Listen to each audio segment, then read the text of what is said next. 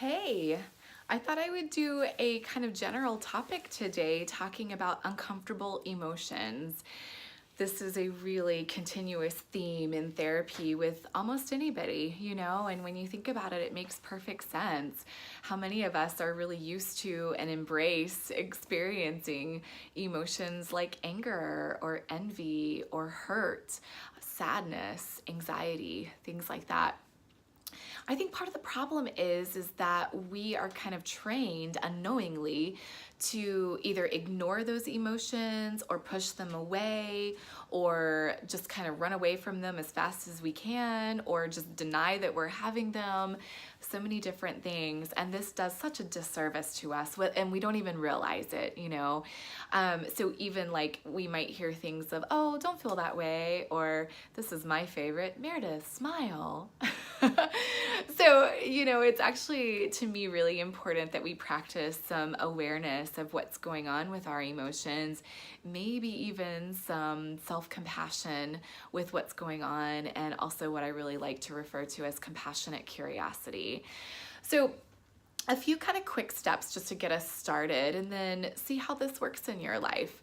I think one of the most important things in the beginning, of course, is just to identify the emotion and just have an awareness of what that is. So being able to name that emotion, maybe even going a little bit deeper and noticing what does that emotion feel like in our bodies.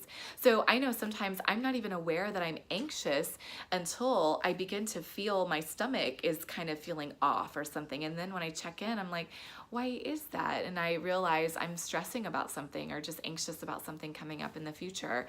So having an awareness of identifying what the emotion is and then maybe how it's presenting in our bodies. I think another thing to ask is, why am I feeling this emotion? And asking it in a really compassionately curious way, not a judgmental way. So you don't want to ask it like, oh, why am I feeling this? But just kind of saying, oh, why am I feeling this? And kind of having this sense of openness. Emotions are really important. Usually the environment is trying to tell us something about what's going on in our lives. And so just developing kind of this curiosity of, why am I feeling this? And then maybe even going further and asking, what might this be telling me? What's going on?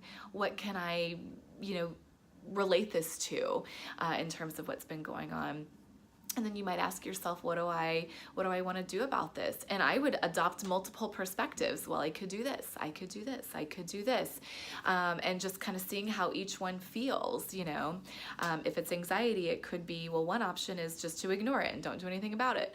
Another option is to face it head on. Another option is, ooh, I'm going to talk to my best friend about that, actually, and just kind of allowing yourself to notice different options that we have whenever we feel something uncomfortable. And the last tip that I would give to try out is just asking yourself, is there an unmet need I have in my life right now?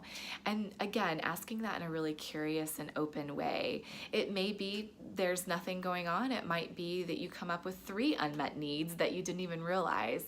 And so just kind of building some awareness with uncomfortable emotions in our lives and then see what happens.